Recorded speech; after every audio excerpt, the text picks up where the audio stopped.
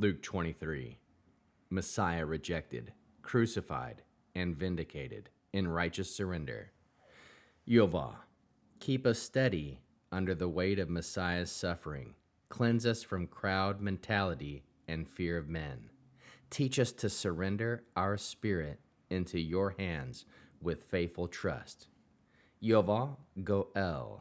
Yehovah is Redeemer. He rescues and restores what is condemned and helpless. Isaiah 44, verses 22 through 24. Yehovah Go'el. Kadosh, Kadosh, Kadosh. Holy, holy, holy. Please fill me and lead me and cover me and stir me and speak through me with your Ruach HaKodesh, your Holy Spirit, your set-apart breath, that I may speak your written words with boldness and humility to those who listen. I ask all these things in Yeshua HaMashiach, Jesus the Christ, the Messiah, the Aleph and Tav's name. Amen. We'll start with the Shema. Listen and obey. Children of Yehovah, pay careful attention and respond. Yehovah is our power and authority. Yehovah works in unity, echad, with himself, and you shall act upon your love, ahava, to Yehovah with your power and authority, with your thoughts and mind, with your entire body, and with all the muchness that you have. Yod, hey, vav, hey, hen, behold, now, behold. Luke chapter 23. With that, the whole Sanhedrin got up and brought Yeshua, the Aleph and Tav, before Pilate, where they started accusing him. We found this man subverting our nation, forbidding us to pay taxes to the emperor, and claiming that he himself is the Messiah, a king. Pilate asked him, "Are you the king of the Jews?" And he answered him, "The words are yours." Pilate said to the head Kohanim and the crowds, "I find no grounds for a charge against this man." But they persisted. He is inciting the people with his teaching throughout all Yehuda. He started in the Gilgal, and now he's here. On hearing this, Pilate asked if the man was from the Gilgal. And when he learned that he was under Herod's jurisdiction, he sent him over to Herod, who at that time happened to be in Jerusalem too. Herod was delighted to see Yeshua, the Aleph and Tav, because he had heard about him for a long time and had been wanting to meet him. Indeed, he hoped to see him perform some miracle. He questioned him at great length, but Yeshua, the Aleph and Tav, made no reply. However, the head Kohanim and the Torah teacher stood there, vehemently pressing their case against him. Herod and his soldiers treated Yeshua, the Aleph and Tav, with contempt and made fun of him. Then, dressing him in an elegant robe, they sent him back to Pilate. That day, Herod and Pilate became friends with each other. Previously, they had been enemies. Pilate summoned the head Kohanim, the leaders, and the people, and said to them, "You brought this man before me on a charge of subverting the people. I examined him in your presence and did not find the man guilty of the crime you're accusing him of. And neither did Herod, because he sent him back to us. Clearly, he has not done anything that merits the death penalty. Therefore, what I will do is have him flogged and released." But with one voice they shouted, "Away with this man! Give us Barabbas!"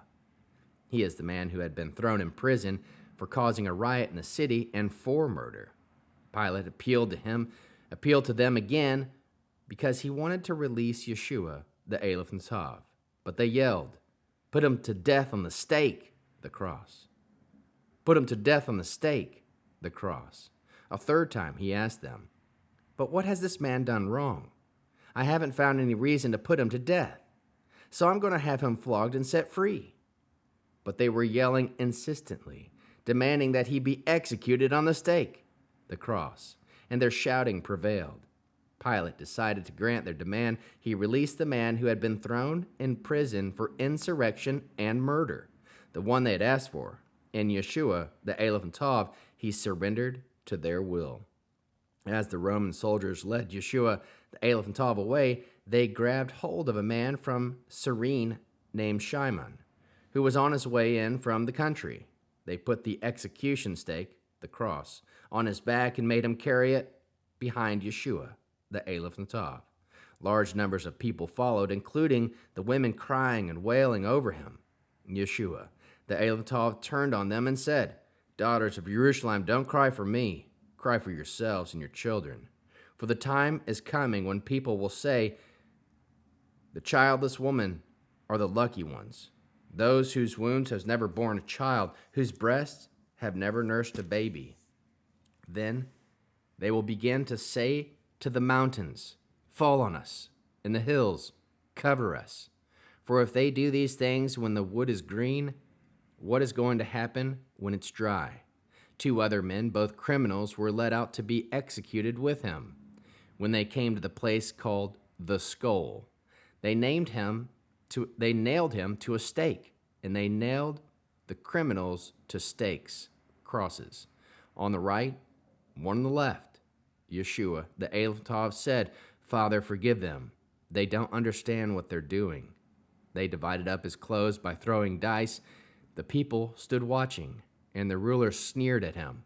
"He saved others," they said. "So if he really is the Messiah, the one chosen by God, let him save himself." The soldiers, too, ridiculed him. They came up, offered him vinegar, and said, "If you are the king of the Jews, save yourself."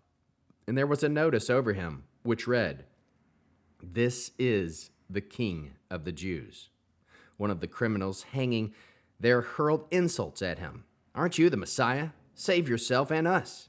But the other one spoke up and rebuked the first, saying, "Have you no fear of God? You're getting the same punishment as he is. Only ours is fair, getting what we deserve for what we did. But this man did nothing wrong." Then he said, "Yeshua, the Aleph Tav, remembered me when you come as king." Yeshua, the Aleph Tav, said to him, "Yes, I promise that you will be with me today in Gan Eden." It was now about noon, and darkness covered the whole land until 3 o'clock in the afternoon. The sun did not shine. Also, the parachit in the temple was split down from the middle. Crying out with a loud voice, Yeshua, the Aleph Tav, said, "Father, into your hands I commit my spirit." With these words, he gave up his spirit.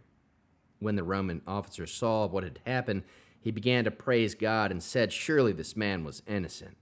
And when all the crowds that had gathered to watch this spectacle saw the things that had occurred, they returned beating their breasts.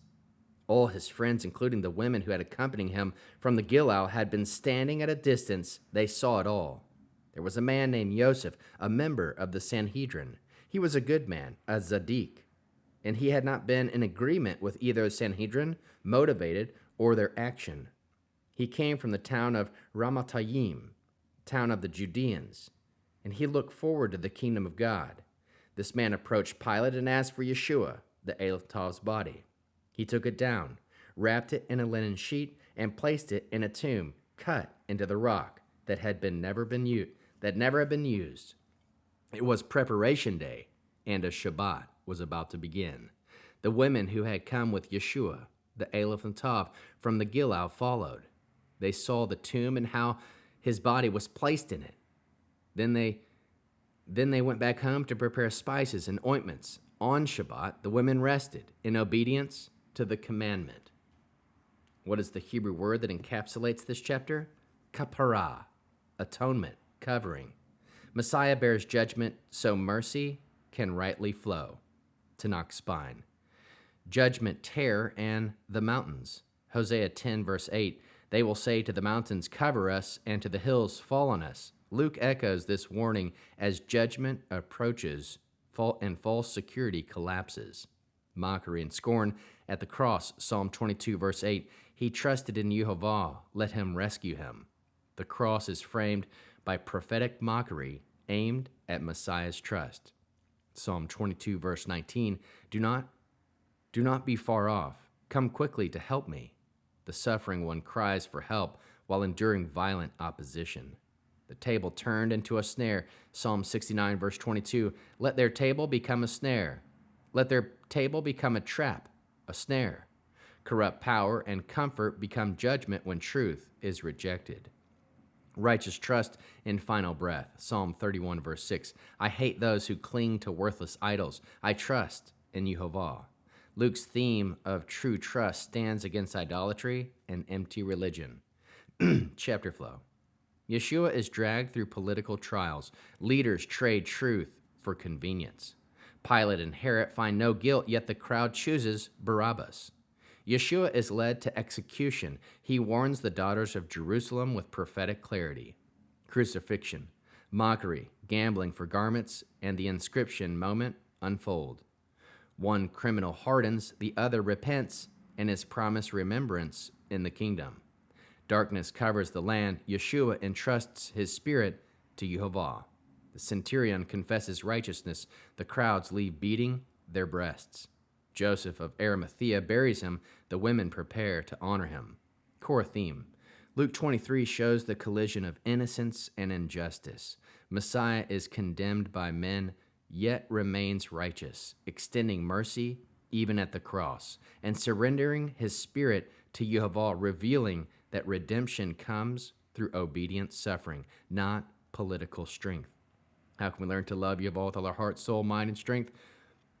We can love Yehovah by refusing crowd pressure and choosing truth even when it costs. Love Yehovah by trusting Yehovah in suffering, entrusting our spirit into his hands. Love Yehovah by receiving Messiah's atonement with reverence, turning from sin without delay. How can we learn to love our neighbors as we love ourselves and as Yeshua loves us? We refuse scapegoating and slander, protecting the innocent with courage and restraint.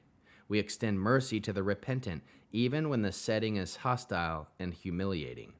We warn with love like Yeshua did, calling people to reality before judgment arrives. How can we bear one another's burdens? We stay near the suffering like the faithful women, present, steady, and unashamed. We help the broken repent and hope, like the criminal who turned in his last hour. We carry grief with others without numbing it, mourning honestly and trusting Yehovah fully. What are the top 3 fruits of the Spirit found in this chapter? 1. Love, ahava. Messiah loves to the end, offering mercy in the place of pain. 2. Faithfulness, emunah. Yeshua entrusts himself to Yehovah despite injustice. 3. Self-control, rason. He refuses retaliation and remains obedient under extreme provocation. Mitzvah response, you shall not murder. Reference, Exodus 20, verse 13, command. We will honor life, reject mob violence in all forms, and choose righteousness over convenience. How can we find Yeshua in Torah and prophets? Psalm 22's mockery is fulfilled at the cross, showing Scripture's precision under pressure. Hosea's mountains fall on us, warning becomes a living prophecy in Yeshua's mouth. Psalm 69 shows how corrupt tables and power structure become snares when truth is rejected. Psalm 31, a theme of trusting Yehovah over idols, frames Messiah's righteous surrender. Hebrew declaration.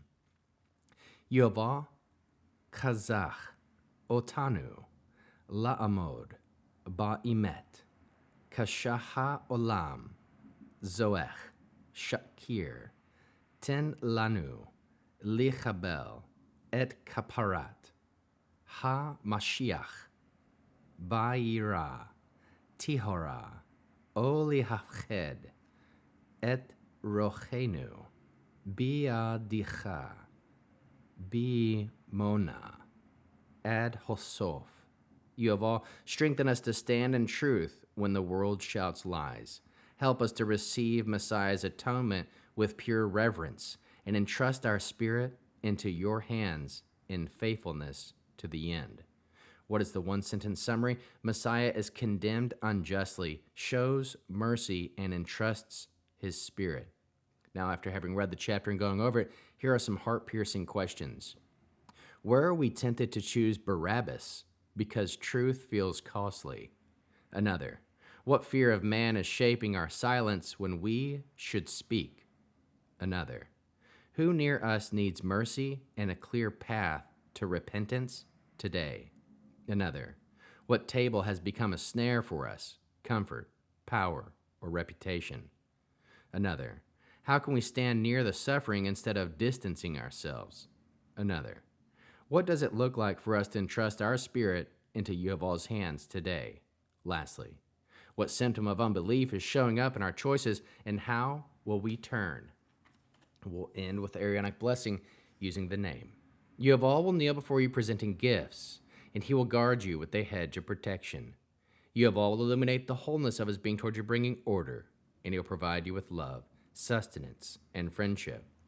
Yehovah will lift up the wholeness of his being and look upon you and set in place all you need to be whole and complete. Shalom, shalom.